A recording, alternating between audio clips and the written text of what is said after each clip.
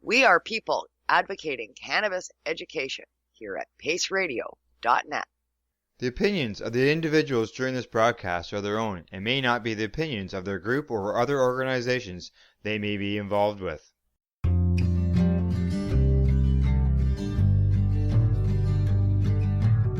I want to talk about news, don't want the drama.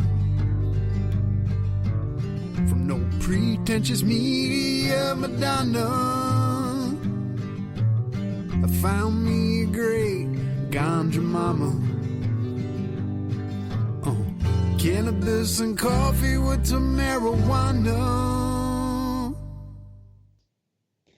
Good morning, everybody, and welcome to Cannabis and Coffee. It's a beautiful day in the East Kootenay. Sun is shining, and it's a little chilly, but the sun is shining. And I think that's, for a lot of us, makes a huge difference in how our days start and don't start. Let's see what's going on this week for news. Not a heck of a lot. Stuff that I'm not going to talk about. But this morning I do have a very interesting guest. I know that psychedelics and microdosing have been in the forefront in the news and on people's minds for the last year.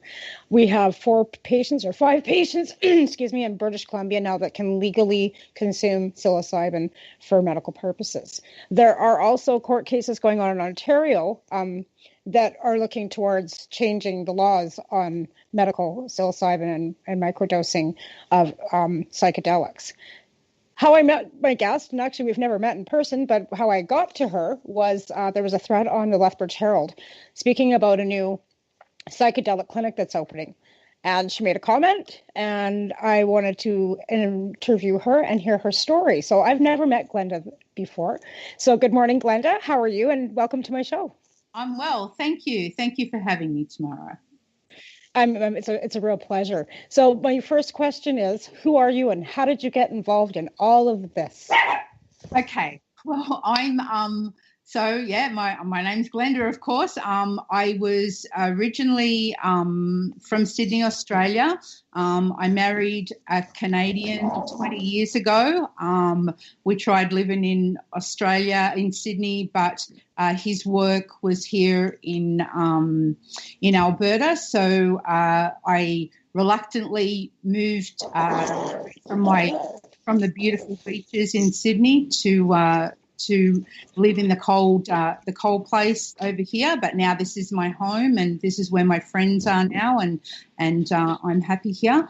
For me, the journey with psychedelics started probably when I would say I was about 16. We had already started smoking a bit of cannabis there, highly. Everything was so illegal back then. We used to totally hide. I can remember a drug dealer that used to come to our high school and sell us a matchbox full for $5. That was the first thing that I can remember really vividly. Once I left school, I used to go to a lot of nightclubs and things. That was kind of the peak of my beauty and youth. And we used to take, virtually I would take anything that anybody handed me, but I used to take, trips back then and so forth. And, I kind of liked it okay, but I did have a brother that is schizophrenic, so I was kind of hyper-conscious of what the hippie era had done to him, and he was very affected by LSD. It really brought on his schizophrenia he didn't only take LSD, he took everything. So I was hyper-conscious of, I don't want to be like that. So even though I took a fair bit then, I wasn't convinced that was the right thing for me. And being an Australian, we like to drink excessively, and drinking was normalised, and so then I kind of went down that path. So I did smoke still a fair bit of cannabis. When I got married the first time, we grew it because in Australia, you can also throw it in with your flowers and it will grow there. The weather is so perfect for cannabis. Then when I had my first child when I was 22, the next one I was 23.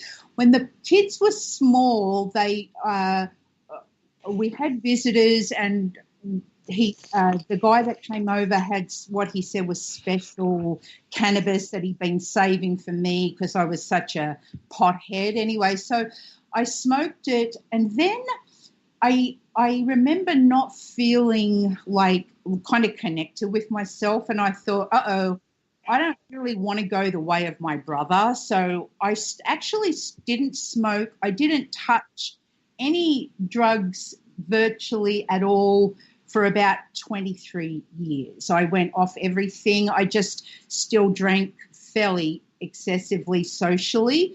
But with me, I luckily have a kind of a nature that I don't really get addicted to anything. I can kind of do something and then not do it and not do it. Like me. So anyway, so then in my probably late 30s, my sister-in-law, who is just a lunatic, she said, come on, guys, let's all try and trip again. So I said, sure, I'll give it a nudge. Why not, right? So we took a full dose trip and I had a great night. So we used to then do that about every second Saturday night. I still wasn't smoking any cannabis at that time because I still felt as though it was, it wouldn't be good for me because at that time it was so illegal still. You didn't even know what you were getting, right? And what that guy gave me could have been, it could have been laced or it could have been the fertilizer could have still been all over it or whatever, right? So anyway, and then once about 7 years ago now, I really still didn't do very much drugs and alcohol. I had lost one of my children in 2005, so my adult daughter, and so I decided that I was on filthy antidepressants, which I hate. They might be good for some people, terrible for me. They actually would often make me feel more depressed, and I would feel like I had no emotion. And I'm a person, if you knew me in real life, I'm a very colourful character, and I like to feel. I like to laugh. I love to cry. Do you know what I mean? I connect. You don't want to feel disconnected from who you really are. Exactly. And that's what antidepressants seem to do to a lot of people. They just numb you down so that you just don't feel anything at all. That's how I was, Tamara. Yeah. That's how I was. And to me, that was no joy because by that time I'd had my last baby when I was nearly 42, and I just felt like I wasn't giving her – she wasn't really experiencing the true craziness of me, right? She was getting this watered down person, right? Right. So then I would say, let me think here, it must be about 5 years ago, I saw, we were living in Edmonton at the time, and so I saw that was called Green Room Society, and it was just like a small shop downtown Edmonton, and I thought, I wonder what they do. So I made an appointment, and I went in and I spoke to the doctor who was from BC. I spoke to her via Skype, and we discussed my history and my depression, and also I do suffer with general anxiety as well, which I inherited. God bless my grandmother. I inherited that as well. And so I wanted something for depression and anxiety. So I started using cannabis again, and I was only, and even now I don't use a lot. When I used to smoke back in the 80s, I was in bong smoking contests. I smoked 27. Right, I smoke a lot of cannabis. I don't now because I use it more in the night. I lie. In the night time, I smoke. My husband and I always share 2 joints. That's our evening thing. And sometimes I might, have a bit of a dab or whatever. But on the whole, during the day, I only kind of microdose it. I just have one puff or two puffs. I do cannabis yoga. So I use it for relaxing so I can bend into weird positions doing yoga. So during the day, I still just microdosing. So what I found was I just loved it again. And because I knew what I was buying, I was able to control the effect that it had on me. And I have not had, I've killed myself on eating, a 400 milligram brownie, right? But the whole thing, I died literally. But I haven't had any psychological effect from it. It's been a nice thing for me with the legal market, because I can choose exactly what I need for my depression and anxiety. And some days, apart from the evenings, I might not even have any at all during the day. I do like CBD, so I use a lot. I make my own oil, my own CBD oil, and I use a lot of CBD oil, which I find is wonderful with my anxiety. And so about probably not long after I started smoking again, I decided, you know what, I wonder, is there other things out there? So I just started researching, and then I actually I worked for one of the bigger cannabis companies here. I was there right from the day of legalization, and I worked there for 2 years in Edmonton. And during the course of that, I did more research, because I'm not a person, I kind of will do things, but I have to know for sure what effect it's going to have on my mental health. I won't just, grab at straws. I really need to know that it's not going to give me any mental problems like it did for my brother. So, Right. yeah. So anyway, and then I started looking at psilocybin. And then I started looking at LSD, and and so here I am.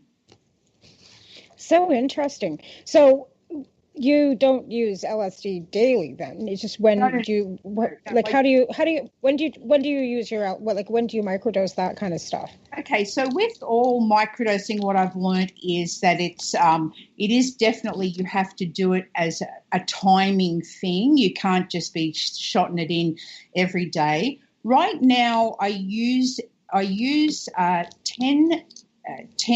milligrams, or I don't know, it's a different measurement. With a normal LSD trip is 100 milligrams. I use 10 of those milligrams every fourth day. So, right.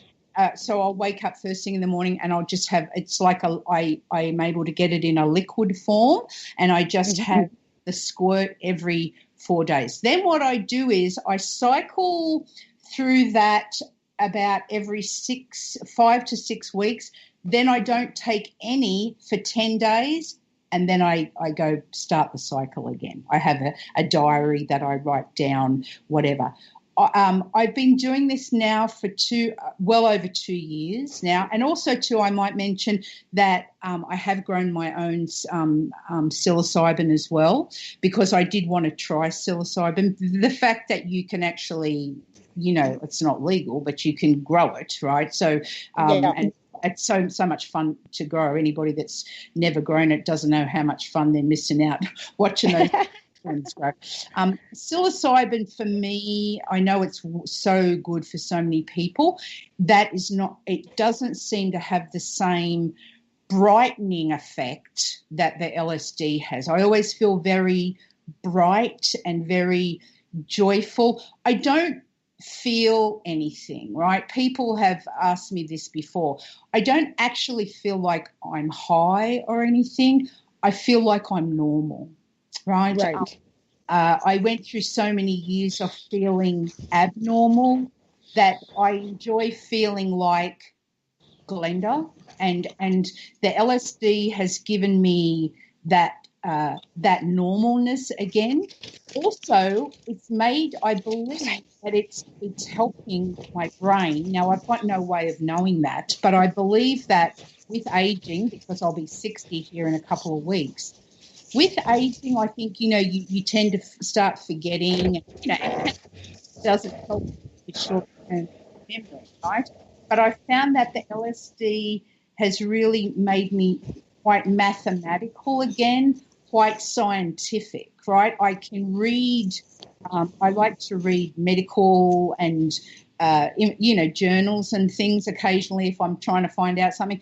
My brain now has the capacity to take that information in and to be able to understand it. I got to a point there on antidepressants that I felt like I was as stupid. And I like to think of myself as kind of not that intelligent, but I'm reasonably intelligent, and I'm logical, and I started to lose that logical side of myself.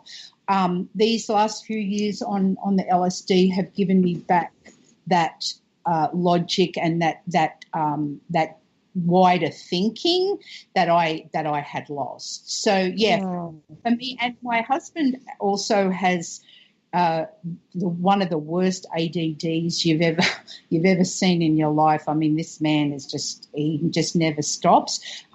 It's helped him as well. He wasn't so convinced. He said, "Oh, I don't want to take that crazy stuff," and blah blah blah. And I said, "Look, I think you might be able to focus better." And he said, it's changed his life as well. He can now focus. He can also microdose with psilocybin. What I grew, I made into these little. I ground it and made some of it into little capsules. He can take that as well, and that is good for him as well. So I think with him it would be an either or either. But and I can see how psilocybin mainstream would be so useful for people, even with addictions. Wow. Yeah. Wow. We've been advocating psilocybin caps now probably for 2 years. I think it's been probably. I've got a few friends that use them on a regular basis. They take like 25 milligrams in the morning, which is in a cap form, which has been ground up and put into a capsule. Sure. Or also, and sometimes, and then they'll again take another one before they go to bed. I've got other friends that take larger doses that find that it helps them sleep. Yes. Myself, I've done more than a microdose, and I had a bad effect. So I'm a little bit offish when it comes to that. It's not like I'm scared, and I've often said that quite out loudly. Like, I had a really bad experience the last time I took any psilocybin, and it was a gram. It wasn't a microdose. It was like a full gram, and I didn't have a good experience. So I've got them sitting here. I have a whole bottle of them. I don't take them, but again, it's everybody's personal choice, and I think that's the best part of this, is that we're opening the door for people to take their own health into their hands. Yes. And that's something, even with cannabis legalization. Like, I'm not for the legal stores. I'm sorry, I'm not even going to mince my words on that. And I don't feel that because they're not medical based, right? And unfortunately, people can't go into the stores like they could prior to legalization and actually get what they need and be told what they need by the bud tenders, because now they're not able to legally to do that. So I think there's been a real gap and a downfall in legalization when it comes to medical patients. And we all know why, because Health Canada doesn't want to recognize marijuana as medicine.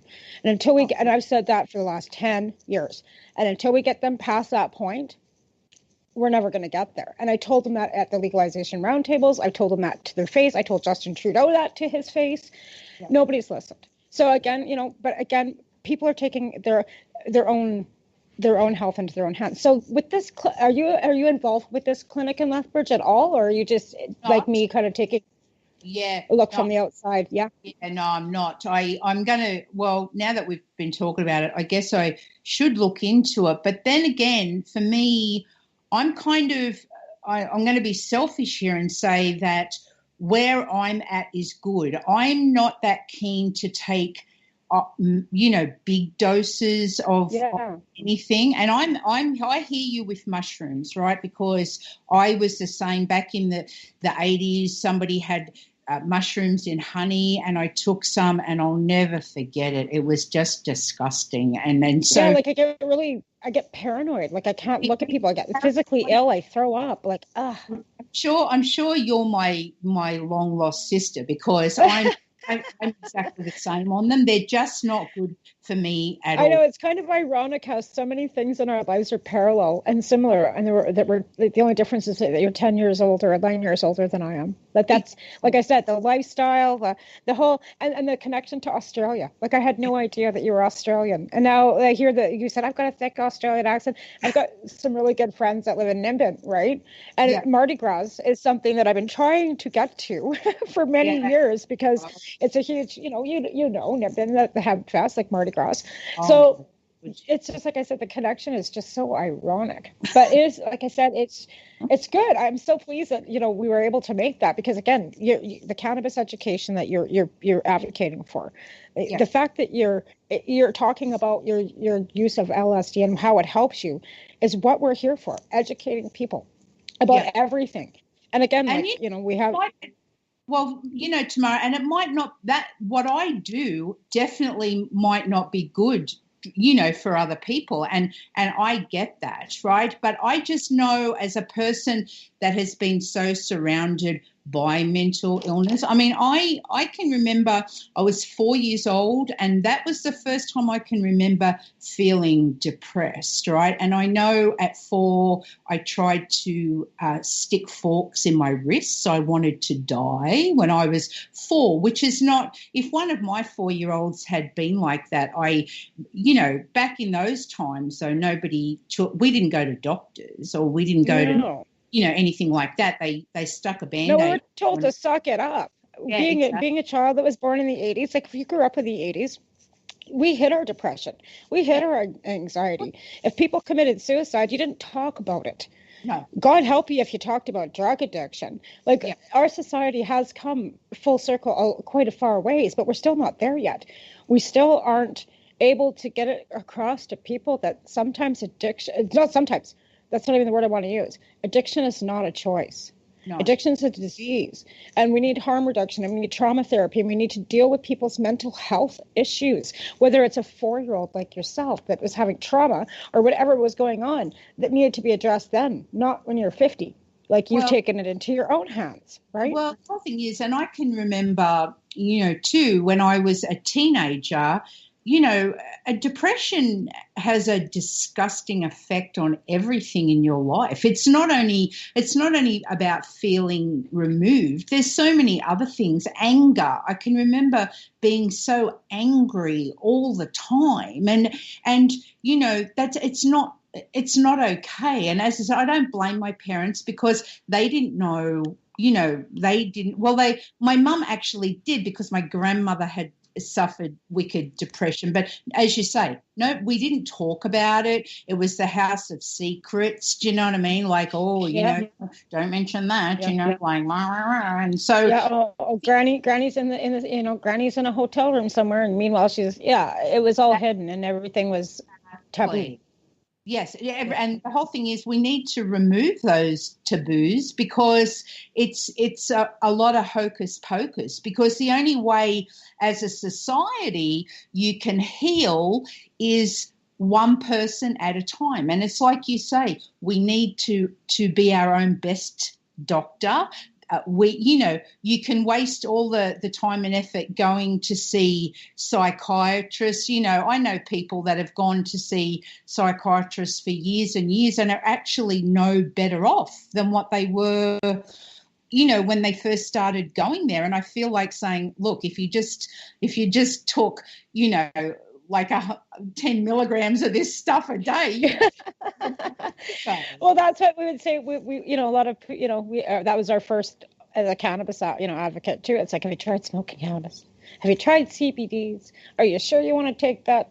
But again, you don't want to tell people not to listen to their medical doctors either, because we have no medical background. You don't want to be, giving bad advice. But a lot of times you say that, I've met people too that are on all kinds of wild, antidepressants and stuff. And it's like, have you tried CBD? Have you tried cannabis? Like, just, because a lot of cannabis, that's my first go-to for a lot of things, is because I think it's preventative. I think it's, it should have, and it being the last choice the doctor will go to, it should be the first choice, for a lot of these things. I think that we've lost our way with plant medicine, and that's where we're at. Because if you look at the basic of an aspirin, it comes from a plant. All of the opioids all come from a plant. So we've lost our way, and we've exploited these plants to make them into something worse than what they really need to be. If we just let them be, people experimentally work through their trauma. But again, like I said, this psychedelic clinic, I'm just kind of, like I said, I'm interested to see how it's going to be beneficial for people. I'm hoping that there's more information that does come out. Like I said, I'm super interested with what's going on with psilocybin. Now, we do have to take a quick break here, a 2-minute break. Oh, we got 5 minutes, so we're getting 5 minutes. But like I said, there's so many interesting things coming out. And I know that my friend that lives in Ontario, she's got MS and a lot of underlying medical problems, and she's been taking large doses of psilocybin for pain relief as well. So, go ahead. No, I'm listening. But like I said, there's so many good aspects. So do you find that combining, like I said, you microdose and don't use a lot of cannabis during the day, do you want to stay on, focused and stuff on certain things?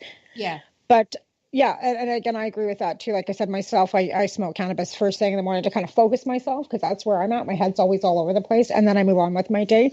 So it's different for everybody. Now, when you were working at this, was it a legal store you were working at in Edmonton? Where were you?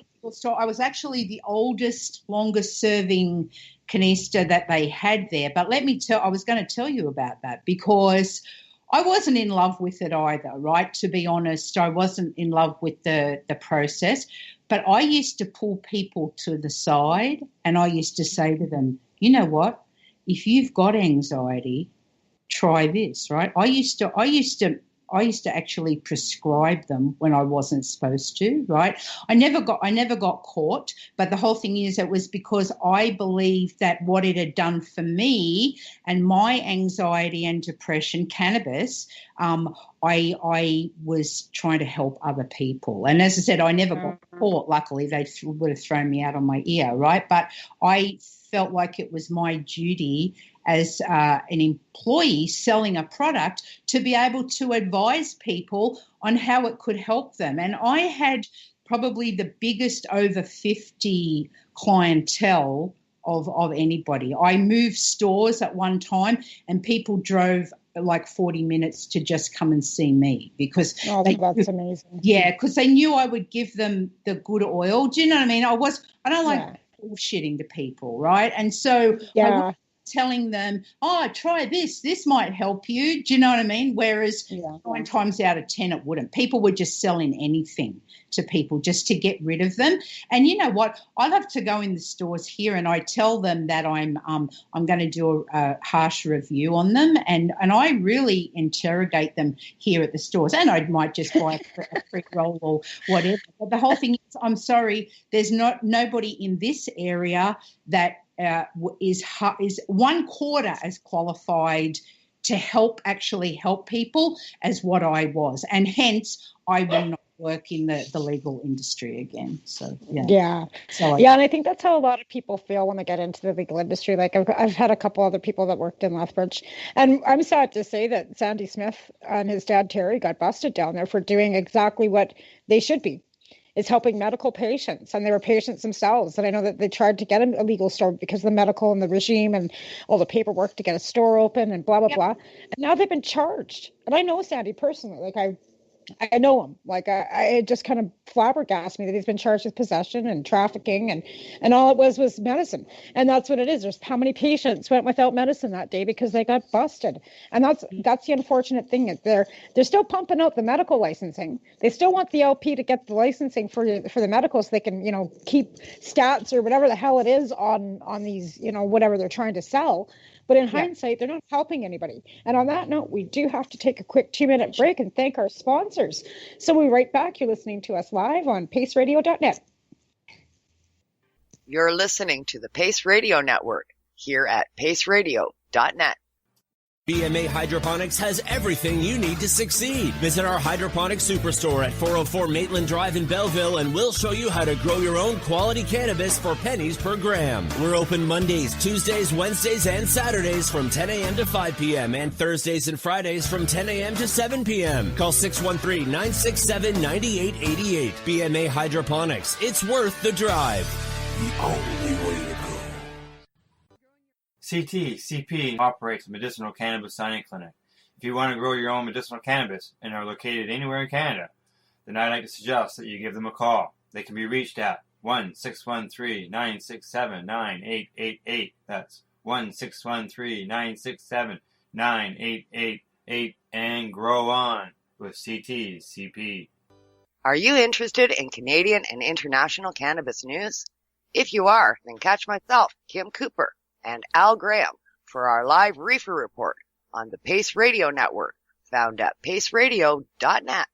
A doctor's job is to relieve your pains. And when it comes to growing cannabis, the biggest pain is trimming. Let Dr. Buck Cannabis Trimming Solutions take the pain away. Whether you're a home grower or a commercial operation, we have the cure. From 4 plants to 400 plants, garden size doesn't matter. Dr. Buck Cannabis Trimming Solutions comes to you with years of experience and professional discreet service. It's simple. We trim your weed and we do a damn good job. Visit drbuckcts.com to book your trimming.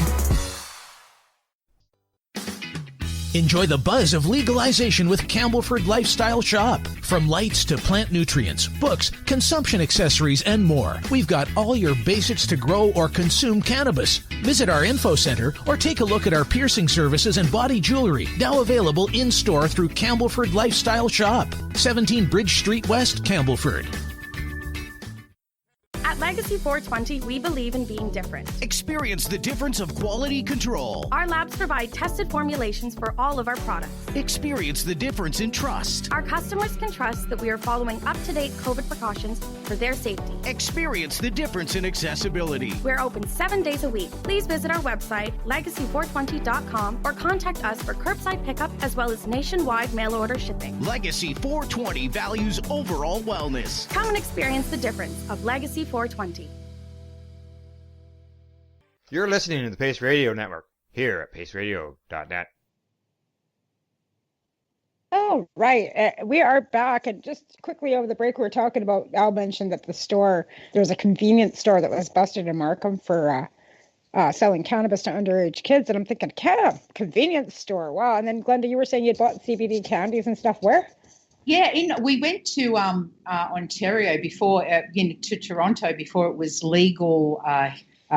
The legal process happened here, and we bought them from a convenience store there, like so, and maybe it was the same place. Well, before legalization, there was a lot of places that weren't, like, you could buy, like, my first trip to Toronto too, I went to not to Vapor Central, it was at COM. It was before they closed down too, and it was the dispensary. It was a big thing because in Alberta we didn't have anything like that back in 2007. Are you kidding me? A dispensary? So it was a big deal to be able to go to a dispensary, and of course it wasn't legal, but you walked in the door and it was all caged in. It was like, behind glass, you were served, your cannabis and stuff. And then, over time, before legalization too, there's lots of dispensaries. Like, there was one on every corner in Vancouver. We went to Vancouver. It's like, oh, there's another store. Oh, there's another one there. Oh, there's another one there, So it was quite a novelty. And then the vapor set, like, with even having the lounges. Yeah. We have a show that Al and I do, Grassroots Advocate, once a month, and it's a publication that Al's written over the last years, and we're going back and doing revisits on old articles and stuff. And in the back of it, it had a listing of all the dispensaries and all the vapor lounges and everything that, kind of listed across Canada. And we go through that list now, and 90% of them are gone. In fact, I think we're down to almost 99% of them being gone, because Vapor Central has just closed down too in Toronto. So there are no vapor lounges. Well, I'm not going to say none, but our vapor, which is a harm reduction site, as far as I'm concerned. Cannabis people shouldn't have to stand outside in the street and smoke their medicine. They should have somewhere safe to go off the street to congregate, socialize, or whatever. But they've totally taken vapor lounges out of the regime of legalization. We're not allowed to have them. We're not allowed to congregate. We're not allowed to advertise. We're not allowed to have anything that's appealing to children. We're not allowed to do this. Oh, and if you do it, it's 14 years in jail. So you've added more laws. You've made the mandatory minimum longer. Yes. And you're leaving us to buy. And I'm not going to dispute that some of the cannabis in the stores has gotten better. I'm not saying it's all garbage. But 99% of it's garbage. Well, but I always tell people this. When we first opened the store, they hardly had anything, right, with legalization. Right. And then for weeks, we only had this shithole stuff called mixed blend, right? You know what? I would be better getting a pair of scissors and going and cutting up my garden, right, and smoking that, right? And I used to say to people, you know what? Here's me, though, like the employee of the month, right? So I used to say, don't buy it, right? I used to say, get your shit online. Don't buy this, right? Like, because it was just garbage. How dare they sell that garbage? And I've noticed recently, because as I say, I just like to go in and harass the people that work there and buy my joints, you know, like one, I like to spend like $7 and buy one pre-roll from them. And I often say to them, you know, like, is this going to be like a fingernail long? Like, is it the right length? You know, like they say. I bought one last week. I spent $11.99 on half a joint and the one I got before that tasted like pencil shavings. So yes, I know some of it's just shit. A lot of it's just shit, right? Like, but the whole thing is, as I said, for my purpose at the time, it was good. Now I know my strains. I now know where to get the right thing for me. And I grew in the summer. I grew some pretty nice pink kush in the summer, and so then I have my oil machine. So often I'll buy where I can get it, the right strain, and then I'll often make it. I do make it into oil. I'll send you a picture, Tamara, of my oil drawer with all my oils made up in it. Because nice. That is the best way to do. Like, I mean, I know people don't understand. They think oil and shatter and all that stuff's like some crazy stuff, but that's just extracting the best of the medicine off the plant. So I told if you're using it for medicinal purposes, to me too, I used to be a chronic tobacco smoker. I smoked, you know, well over 2 packets a day. So after I gave up cigarettes in 1999, I still have a fear of I do love joints. So I must say I'm a joint smoker. I mean, God knows I've got bongs. I said I'm like this old lady in the Depression that is terrified of running out of anything to do and smoke cannabis, right? I must have like 40 packs of papers. I even have one of those Gandalf pipes. I have bongs. I have a riser. But I'm a joint smoker. But I think sometimes I smoke a joint like I used to smoke a cigarette, right? So I'm kind of hypo-conscious of getting that hand-mouth thing going on again. Do you know what I mean? Like, so that's why I started making my own oils, because it doesn't have that same smoking fixation, right? And also, you know, I do a bit of, like, my husband's a really accomplished musician. I do a bit of singing here and there, and sometimes smoking even joints is not so good for, you know, our voice. And as we age, I think it upsets you.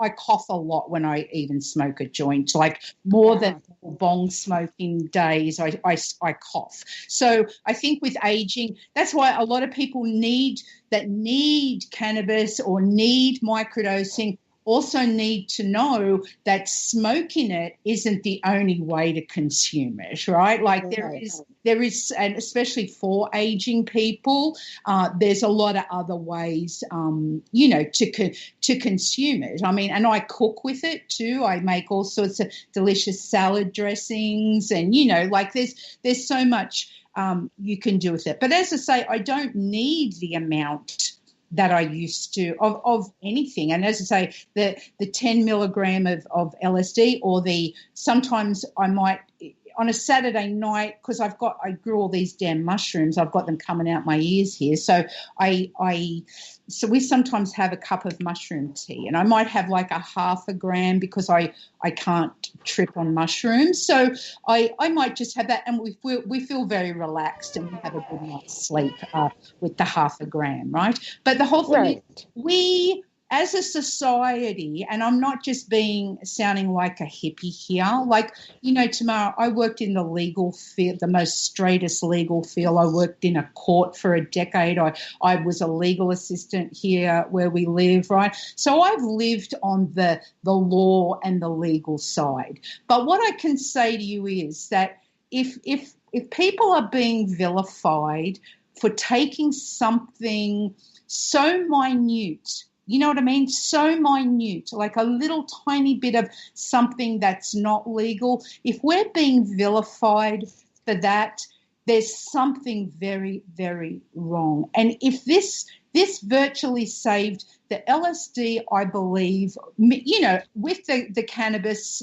you know, the correct dosing of cannabis, it's really saved my life. I've not had any. I used to have periods of depression that I could not move out of my bed. I had to get somebody to come and help me. One of my kids, my ex-husband would not help me, but my kids used to have to come and help me to the bathroom, and they'd have to feed me because I was so debilitated with depression, right? Okay. So the whole thing is, since I've taken, been on the microdosing and back on the right dose of cannabis, I have not had one episode of depression, not one. I've had a little bit of seasonal, just a tiny bit, which is obvious when you're an Australian that comes from, you know, crazy hot sun to cold. You know, yeah. I understand that. Yeah, I do use a light. You know, I have one of those happy lights, and I use that in the winter here because I need the sun, right? So, but apart from a few days of having the regular mama shitters, I really have not. I have not had, and I've not had to even think about taking. I feel like I'm the most content, and the culmination of those two things. And what I wanted to say to you is, for me, my microdose day starts on that every fourth day at 8 o'clock in the morning. I take my dose. I do not use any THC product at all that day because for me, I can't mix anything, plant medicine. Some people can smoke cannabis. I worked with some girls in the business. They could smoke, they could take DMT and mushrooms. Do you know what I mean? Like they could just take the whole lot. I know, yeah. Well, for Glenda, it's just about one thing at one time. So then I take CBD oil or a CBD joint in the evening of the day I microdose. Then today, like that was yesterday, I just used CBD and my microdose. And then today was my flow day, so I'm very peaceful today and very happy. But today I will use THC because for me, I can't, as I say, I can't mix the two chemicals together. And it's a trial and error. I know that at first I tried it too little of the microdose. It didn't work so great. So then I increased it too much, and then I was going to work like tripping out at colours and everything. And so now I've come back to exactly the sweet. You got to find that sweet spot, right? Like it's like with anything. We need to find that sweet spot. And I think that's where, where doctors are kind of like hesitant because there's no research onto dosing. And like I said, it's all trial and error. So you can send somebody home with not enough. They're not getting the effect they think they need, so they give up. This isn't working, so I'm not going to bother anymore. When in reality, they need an increase, but you don't want to increase too much, so it's always low and slow. But again, a lot of people will get no effect off, say, the first or a couple times, and then they'll just quit. because they don't feel like there's any benefit to it. And I think that's where people are mistaken. It's like anything, even your pharmaceuticals. If you're taking, anything antidepressant wise, they tell you 14 days before you're going to start feeling better. So it's the same with microdosing, even with anything, cannabis, psilocybin, psychedelic. You got to give it some time. You can't just try it once and say, oh, it didn't work, I'm done. Yeah. And you're exactly right, because people are so keen on doing that. They're so keen on finding some sort of holes. Oh no, that didn't work for me. And I say, well, did you try it a couple of times? Just give it a try a few times. Don't just give up after one try. Right? And as I say, it's all about, like everything in life, we have to find that sweet spot, right? Another thing I was going to mention to you about mushrooms, what I know with my husband's community, the opioid thing is just nuts and out of control, right? But my husband was telling me he's noticed that more and more of his community are now embracing mushrooms. So this makes me very happy, right? Because I know that with psilocybin, it's such an anti-addictive medication, as is LSD is the same. I mean, you can, if you just take the right dose, you can then not be addicted to lots of things, right? And psilocybin's the same. And I believe cannabis is the same. I believe it takes takes away our need for alcohol or opioids or crack or whatever. So I'm hoping you mentioned about the psychedelic clinic. I'm hoping that here too they can treat people, if that's the way they're going to go, with bigger doses of psilocybin to get to the bottom of their addiction issues, right? Because I wish more people would look at, like, Neil Magnuson has a substitution program, pardon me, in Vancouver, and Chris Backer's running a cannabis substitution program out in Halifax. I wish more of these harm reduction sites would also embrace cannabis edibles as a partial, part of the program. You know what I'm saying? I know methadone's one, and Suboxone and all these other drugs that they're trying to, help people off with, but then it's just going from one pharmaceutical to another pharmaceutical chemically wise. Where plant-based medicine, like I said, psilocybin, or even, like I said, cannabis edibles, they're finding those are working very well, very effectively. So, again, it's just trying to get to the right people in the policymakers to get them to see. And I think Bill C-22, I haven't had a real good chance to take a look at it, but I think there's a baby step there where we're going to look at, safe supply, because, the opioid crisis, like I grew up in Southern Alberta, and I feel for your husband's community so badly, because it was hard to break through with them to even get the First Nations to understand cannabis, because they were so anti any substance abuse, period, right? And I understand that, being that alcohol has been something that has taken over their communities in full swing since the beginning of all of this mess called Canada, right?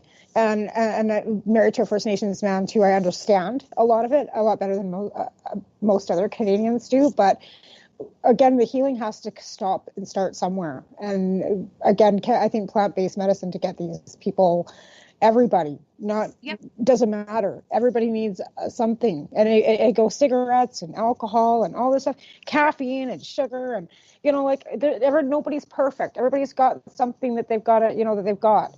But don't stigmatize people that use drugs. No, exactly. And the whole thing is, I think that my husband and I have had major conversations about this, and the trauma to his community, has led to their issues, and depression for them is why they just don't want to feel. Right? They just don't want to feel, and I think that I think they've been taught that they're not allowed to. Well, they're not. You know what I mean? They was beaten out of. They weren't allowed to feel anything. Residential schools, they weren't allowed to feel anything, and that's generational. You can't show love when you weren't showing love. You know what I mean? So if you're taken away from your loving family and taken to a place where they're showing no love, how can you expect these people to learn love if they aren't ever showing it? Yeah, well, my mother-in-law is a residential school survivor, and the stories that she doesn't tell her own children. She's got 5 children. She doesn't tell any of them the stories. She tells me the stories, and I tell you why. Because because I'm white, they have sadly they have a view that we are the authority in these matters, whereas I knew about our own Aboriginals back in Australia, what they did to them, but I didn't really know. But she tells me the stories of what she went through when she was taken away when she was 5 years old, right? And so I feel for them, because we can't imagine that. We can't imagine going through that. So I think that depression is so deep that nothing is helping them, and we need to get plant-based medication to these people urgently, because so many are dying. I think about every third day in the last maybe month that somebody has died. I know. So it's just horrific. It's every day somebody's child is dying of a drug overdose or drug poisoning, I want to say, because a lot of times it's not intentional. It's because it's been mixed with something that's not supposed to be there, and it's poisoning. They're poisoning themselves. And it's a really tough situation all over this country. Yes, you know what I mean? It's from coast to coast to coast. And like I said, it's hard to understand trauma when you don't understand trauma or what people go through. And until you walk a mile, and you can't walk in everybody's shoes, you have to deal with your own shit too, right? So it's really hard to be, and when you're empathetic to other people and compassionate, it makes life really interesting. It wears us out, right? Like when I start to get overly involved in things with trying to help people, I get very tired myself. I have to be honest with you. It takes me a lot of energy, especially since I'd lost my daughter by suicide, right? It's a scar that saps up a lot of energy. I find that since I have microdosed, my grief is far more tolerable. You'll have days when your grief will buckle you, but it doesn't. It now, even though I feel as sad often, I don't let it consume my life, because grief is something that so many people suffer with as well, and that the residual effects of that are very exhausting. And so then when you start hearing about other people's deaths all the time, it's like a little wound and it opens up again, and, you've got to try to go back there. But as I said, for me, after all these years of swimming against the tide, which I have my whole life, I've swum against the tide. Whatever everybody else was trying to make me do, I was always trying to do the opposite, right? And so for now, I'm not swimming against people now. I'm living for myself, right? And that for me, the joy of microdosing, because it's allowed me to live for myself. That might sound strange. Don't get me wrong. I'm still overly empathetic, and which can be, as I say, it can be a downfall, because you tend to go out of your way for people that don't really appreciate that, but that's okay. I'm not going to change. I'm still going to do what I do, but I'm also going to consider myself in the picture, right? And consider my own heart, right? Well, that's part of healing too, right? Part of that growth is, and setting boundaries. Yeah. So that you can continue on, because it sounds like I said, I can't even imagine the grief that you go through. I'm sorry about your daughter. That's just a horrific, But again, you've come full circle to make sure that you're okay, and that's amazing. You're amazing.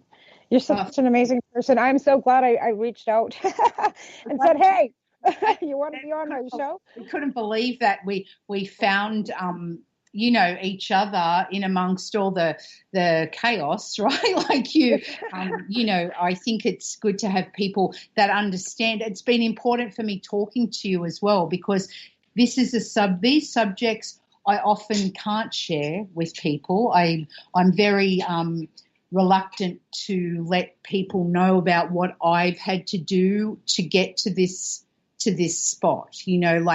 I was always able to hide it before.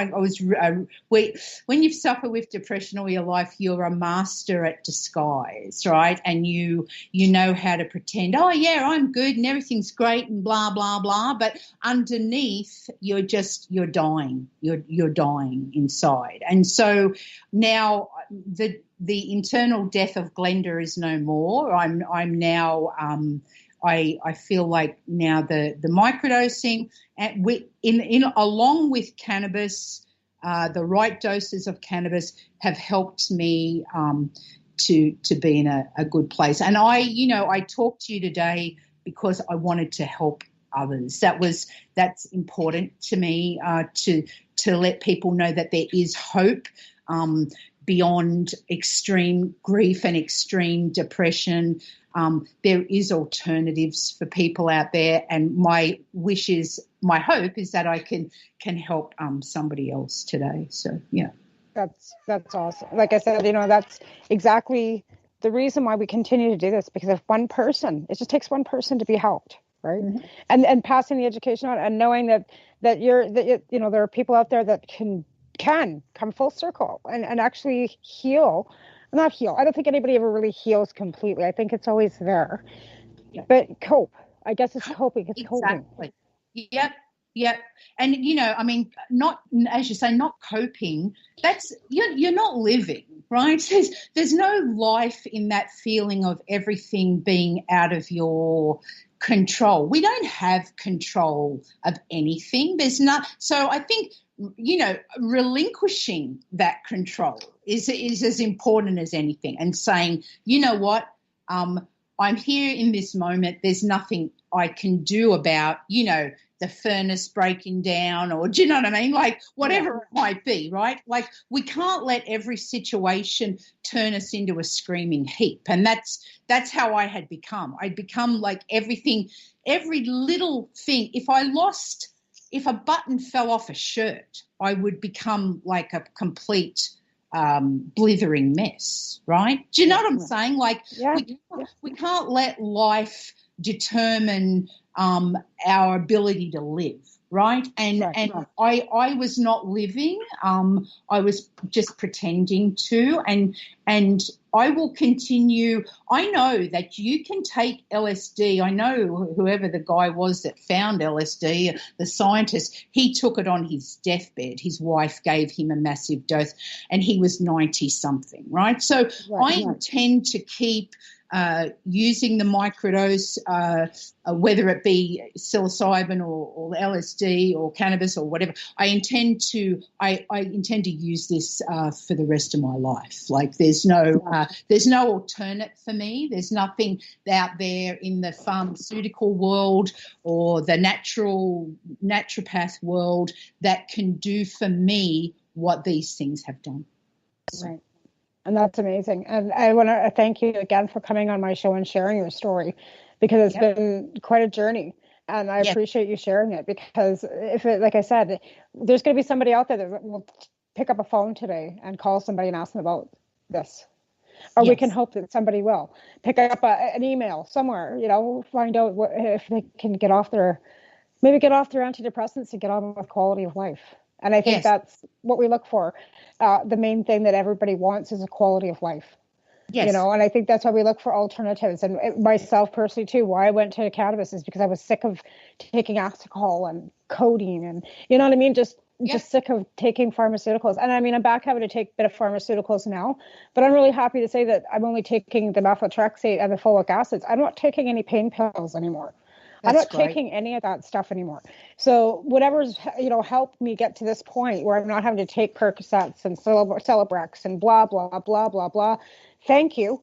Now it's just cannabis. That's it. And it's not even for pain anymore. It's more for focus and sanity and,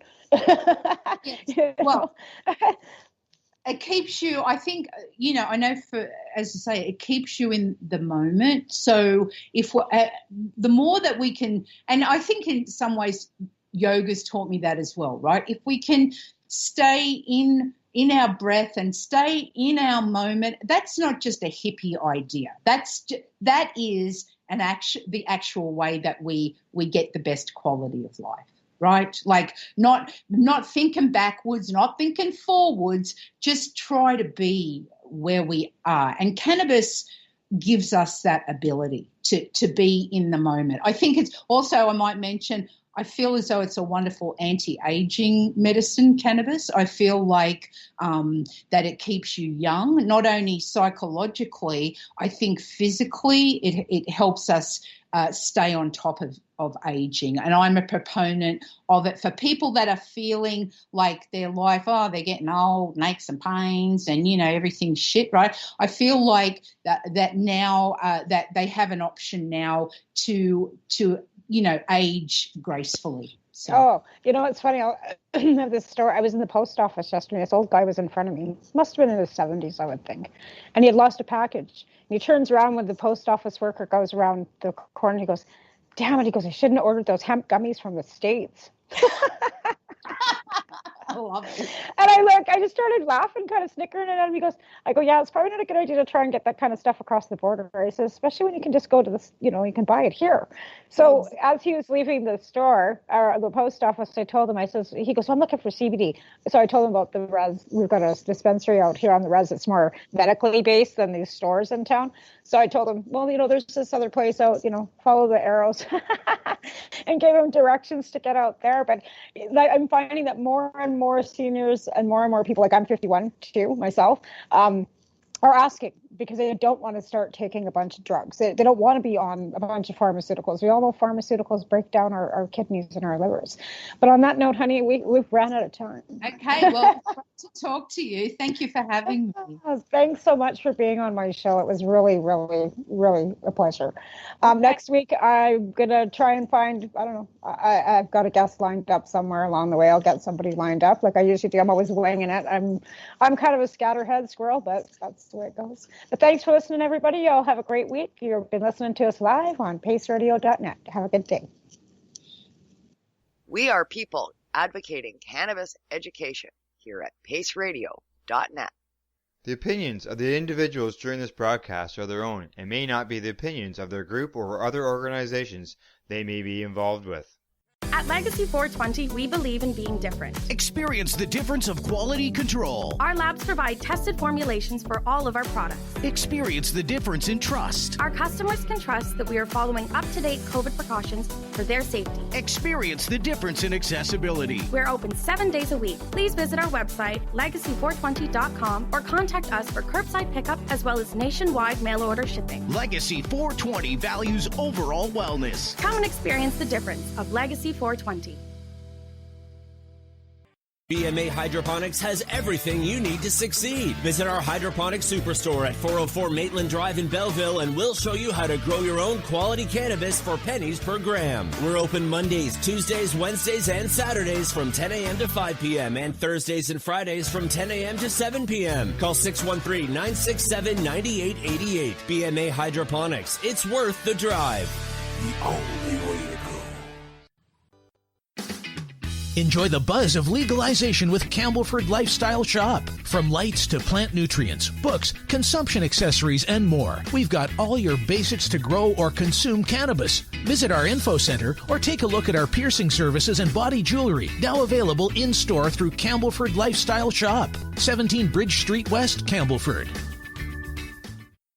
A doctor's job is to relieve your pains. And when it comes to growing cannabis, the biggest pain is trimming. Let Dr. Buck Cannabis Trimming Solutions take the pain away. Whether you're a home grower or a commercial operation, we have the cure. From 4 plants to 400 plants, garden size doesn't matter. Dr. Buck Cannabis Trimming Solutions comes to you with years of experience and professional discreet service. It's simple. We trim your weed and we do a damn good job. Visit drbuckcts.com to book your trimming.